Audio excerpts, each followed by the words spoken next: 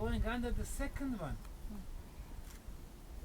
And then we have the fourth one, going under the third one, creating a series of steps. Why would somebody build this way?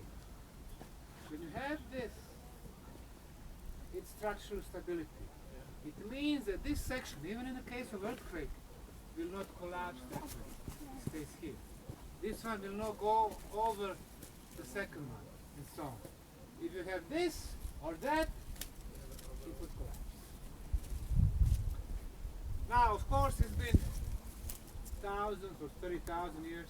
It's a very, very long period of time.